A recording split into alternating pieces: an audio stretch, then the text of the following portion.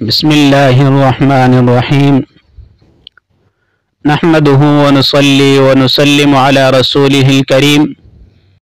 پچھلے درس میں ہم نے جملہ کی دو قسمیں پڑھی تھی، ایک جملہ خبریہ اور دوسری جملہ انشائیہ۔ تو جملے کی پہلی قسم جملہ خبریہ کی تفصیل کل ہم نے پڑھ لی۔ آج جملے کی دوسری قسم جملہ انشائیہ پڑھیں گے۔ تو جملہ انشائیہ کی چند قسمیں ہیں۔ پہلے نمبر پر امر ہے، جیسے اضرب، مار تو، اور دوسرے نمبر پر نہیں ہے، جیسے لا تضرب، تم مت مارو۔ تیسرے نمبر پر استفہام ہے، جیسے حل ضرب زید، کیا زید نے مارا؟ تو استفہام کا مطلب یہ ہے کہ اس میں حرف استفہام شروع میں آیا ہو، جیسے کہ یہاں پر حل آیا ہے۔ چوتھے نمبر پر تمنی ہے، جیسے لیت زیدن حاضر، کاش زید حاضر ہوتا۔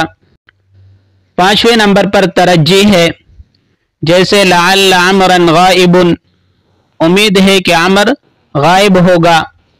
چھٹے نمبر پر عقود ہے، عقود یعنی معاملات، جیسے بعت واشتریت، میں نے بیچا اور میں نے خریدا۔ اور ساتویں نمبر پر ندا ہے، جیسے یا اللہ، اے اللہ۔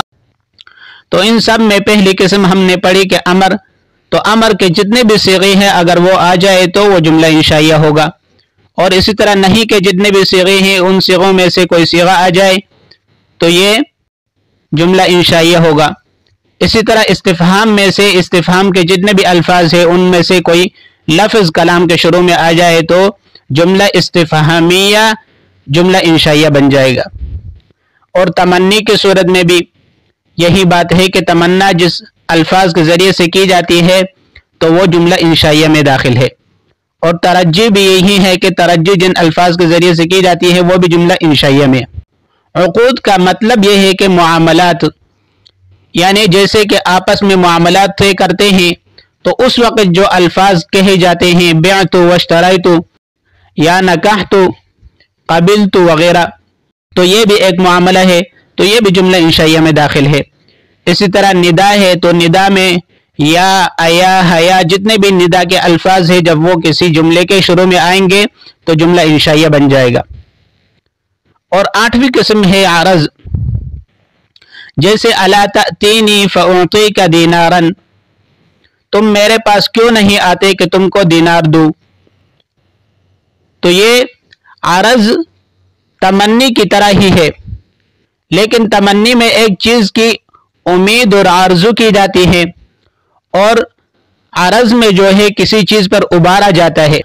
نمبر 9 قسم ہے، جیسے واللہ لأضربن زیدا، اللہ کی قسم میں زید کو ضرور ماروں گا۔ تو یہاں پر واللہ لفظ قسم شروع میں آیا ہے تو یہ جملہ قسمیہ ہے، تو اس وجہ سے یہ جملہ قسمیہ انشائیہ بن جائے گا۔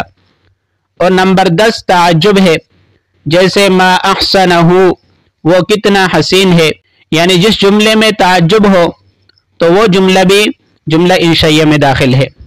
آٹھویں قسم عقود کے بارے میں ایک فائدہ، واضح ہو کہ بعت واشتریت اصل میں جملہ فعلیہ خبریہ ہیں، لیکن جب خرید و فروخت کے وقت بائع اور مشتری بعت واشتریت کہیں تو خبر نہ ہوں گے، کیونکہ اس صورت میں سچ اور جھوٹ کا احتمال نہیں۔ اس وجہ سے اس قسم کو انشاء بصورت خبر کہتے ہیں۔ البتہ اگر کوئی خرید و فروخت کے بعد اس معاملہ کی کسی کو خبر دے ان الفاظ سے تو اب یہ جملہ خبریہ ہوگا۔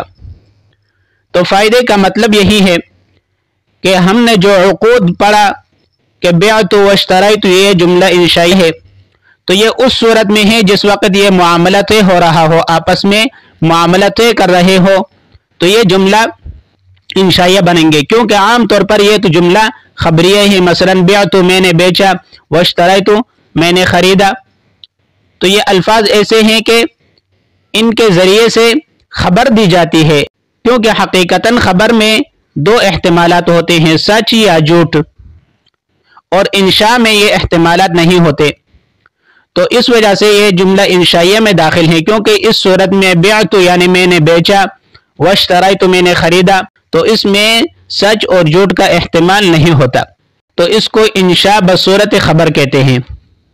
ہاں، اس کی ایک صورت یہ ہو سکتی ہے کہ اگر کوئی آدمی کوئی چیز خریدنے کے بعد کسی دوسرے کو اس معاملہ کی خبر دے دے کہ یہ چیز میں نے خریدی، یا کوئی چیز بیچنے کے بعد کسی دوسرے کو خبر دے دے کہ یہ چیز میں نے بیچ دی، تو اب یہ جملہ خبریہ ہوگا، کیونکہ اس صورت میں اس خبر میں دونوں طرح کا احتمال ہے، شاید اس نے وہ چیز نہ بیچی ہو یا شاید نہ خریدی ہو، تو دونوں احتمالات ہیں سچ اور جھوٹ کا۔ اور جملہ انشائیہ کی صورت میں صرف اور صرف ایک ہی احتمال ہوتا ہے جو کہ سچ کا احتمال ہوتا ہے، کیونکہ اس میں جھوٹ کا احتمال ہی نہیں ہوتا۔ تو آج کے سبق میں ہم نے جملہ انشائیہ کی 10 قسمیں اور ایک فائدہ جو کہ عقود کے بارے میں تھا وہ پڑھ لیا۔